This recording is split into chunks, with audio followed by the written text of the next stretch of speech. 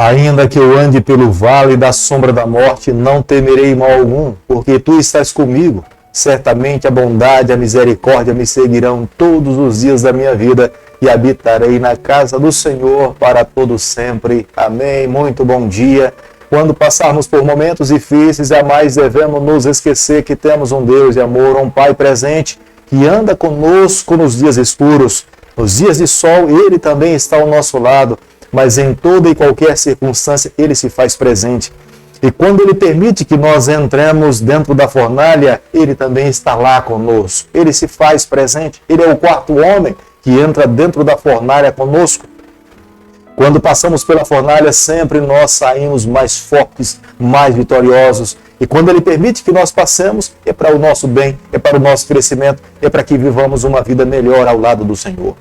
Todos os dias nesse canal nós estudamos um capítulo da Palavra do Senhor. E nessa manhã eu convido você a ter nas mãos a Palavra de Deus no livro de Ezequiel, capítulo 37, o versículo 1 e o versículo 2. Veio sobre mim a mão do Senhor e Ele me levou pelo Espírito do Senhor e me deixou no meio de um vale que estava cheio de ossos. E me fez andar ao redor deles. Eram muito numerosos na superfície do vale e estavam sequíssimos. Ezequiel mais uma vez recebe a visão de Deus. Deus o coloca sobre um vale de ossos secos. Era como Deus estivesse falando a respeito da vida espiritual do seu povo. O seu povo estava extremamente seco em viver uma vida fiel ao Senhor. Estavam completamente envolvidos nos pecados daquela geração. Os seus corações estavam propensos a adorar os deuses daquele período e tinham se esquecido completamente do Deus, doador de todas as bênçãos. E Deus então falava através do profeta Ezequiel: vocês se tornaram um vale de ossos secos, mas eu irei restaurar a vida de vocês. Eu irei transformar os corações de vocês. Eu irei fazer com que o meu espírito entre na vida de vocês. E vocês estão agora vivendo em sequidão, como ossos secos. Mas um dia, as articulações, os músculos, a pele, o cabelo, os olhos, tudo irá voltar para o seu devido lugar.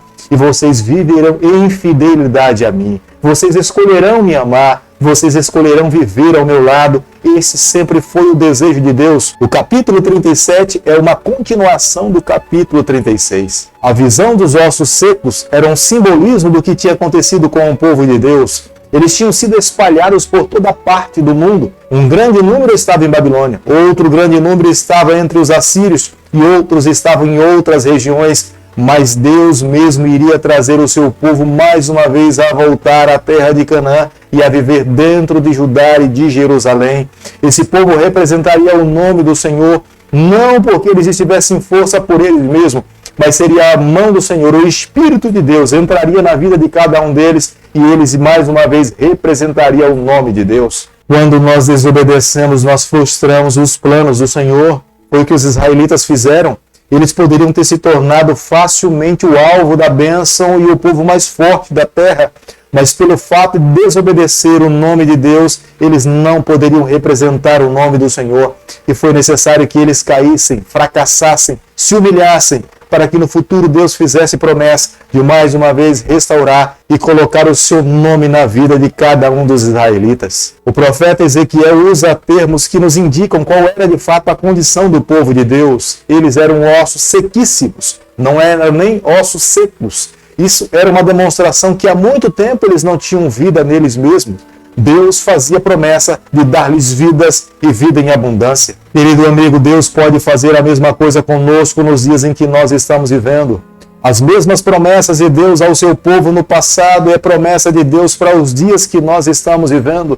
Deus pode restaurar a vida de qualquer pessoa. Se nós olhamos para uma igreja e essa igreja está morta, sequíssima, há muito tempo já não há vida espiritual, há muito tempo já não há alegria para adorar a Deus, há muito tempo já não há regozijo de buscar ao Senhor, Deus pode colocar o seu Espírito no nosso coração para que mais uma vez nós vivamos uma vida santa, uma vida pura, uma vida em fidelidade ao grande Criador dos céus e da terra. Deus não apenas pode fazer isso por uma igreja num todo, mas Deus também pode fazer isso por um casamento, por uma família, por uma pessoa individual que está falindo espiritualmente. Ezequiel capítulo 37, o versículo 5, a Bíblia diz o seguinte: Assim diz o Senhor Deus a esses ossos: eis que farei entrar o Espírito e vós e vivereis.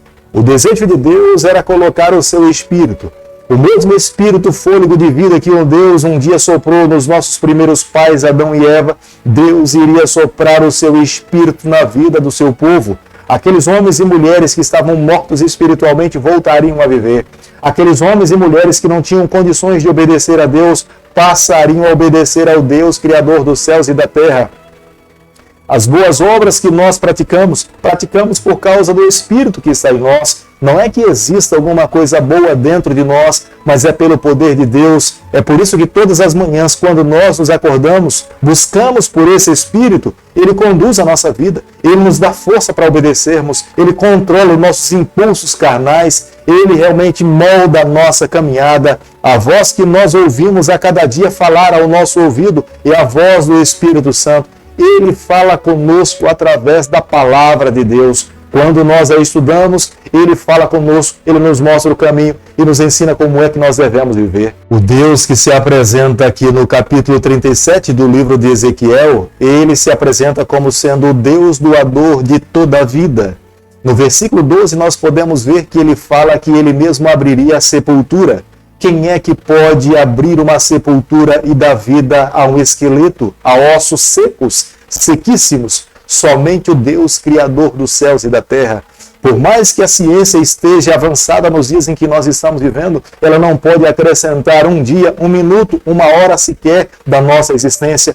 Somente Deus pode dar vida, somente Deus pode nos curar, somente Deus pode transformar um coração que não é obediente num coração que obedeça a Deus. Somente Deus pode transformar um ser humano que tem pele de lobo numa pele de ovelha. Mas para que essas mudanças aconteçam no nosso coração, é necessário crer nele, confiar nele, entregar a nossa vida nas mãos de Deus e viver em conformidade com a vontade do Senhor. Mas para que essas profecias se tornassem realidade na vida do povo de Deus, aonde Deus tinha permitido que eles pudessem estar, que era no cativeiro, eles deveriam permanecer. Não deveriam desobedecer a ordem do Senhor, como muitos queriam fugir do cativeiro. Não era tempo. Eles deveriam ficar ali 70 anos. Depois dos 70 anos, Deus encontraria condições para que esse povo saísse dali, os levasse para a terra prometida, e seria esse mesmo Deus que daria vida, força, fidelidade para que eles vivessem em conformidade com a vontade do Senhor. Embora quando nós olhamos para o futuro, nós podemos observar que Israel nunca se colocou na condição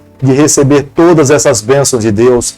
Israel nunca se arrependeu dos seus pecados. Israel nunca viveu uma verdadeira conversão. Israel nunca abriu seu coração para que Cristo pudesse habitar dentro dele por inteiro. Quando Zorobabel retornou liderando o povo continuou em rebeldia, o povo continuou adorando a outros ídolos, o povo deu as costas para o Senhor, o povo se esqueceu do verdadeiro libertador, e todas as promessas de Deus nunca se alcançaram o verdadeiro ápice da promessa do Senhor. A vinda de Jesus Cristo aqui a essa terra iria dividir a história, antes de Cristo e depois de Cristo. Jesus Cristo iria nos ensinar como é que cada um de nós deveríamos viver. Jesus Cristo seria Ele mesmo que faria a promessa de enviar o Consolador para habitar no coração do seu povo.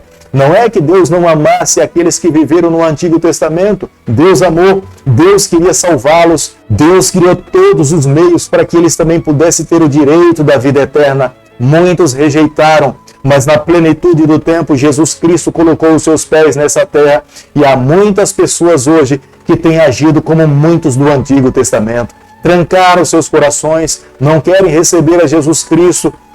Todas as profecias do Antigo Testamento apontavam para o Novo Testamento, a vinda do Filho de Deus. Poucas pessoas estavam prontas para receber o Salvador. Mas, amigo, nós que temos a palavra de Deus nas mãos, nós não podemos trancar o nosso coração.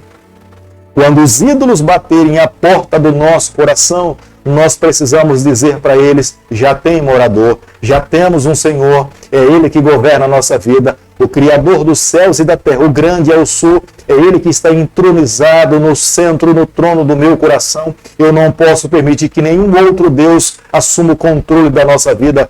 Porque quando nós abrimos o nosso coração para outros deuses, nós estamos tirando do trono da nossa vida, do controle da nossa vida, o Deus Criador dos céus e da terra. Quando nós pregamos a palavra de Deus como verdadeiramente ela é, nós estamos levando um povo a viver em harmonia com a vontade do Senhor.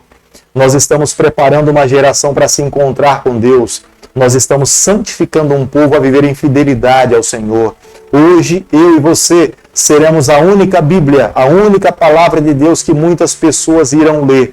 Se nós não formos fiéis ao Senhor, nós não estaremos representando nessa terra bem o nome de Deus. Como que as outras pessoas poderão converter-se a Cristo, aceitar a Cristo, se elas lerem Deus na nossa vida e não verem que a nossa vida está em harmonia com Deus almeja que nós possamos viver? É por essa e por outras razões que sofremos, passamos por lutas para que nós mesmos possamos um dia receber a graça, a salvação eterna e vivermos com o nosso Deus eternamente. Mas hoje Deus faz um convite para todos nós, que permitamos que Ele conduza a nossa trajetória, que Ele se assente no trono do nosso coração. Se porventura existe algo que impede que isso se torne uma realidade, temos que ir a Ele, nos entregarmos a Ele, confessarmos os nossos pecados e vivermos exclusivamente para o Senhor.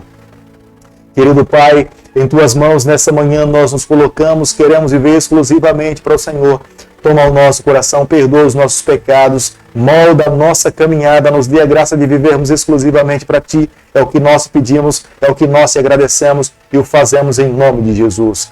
Que o Senhor te abençoe e te guarde, que Ele faça resplandecer o seu rosto sobre você, que Ele tenha misericórdia de você e sobre você nessa manhã Ele levante seu rosto e conceda a sua paz em nome de Jesus. Amém.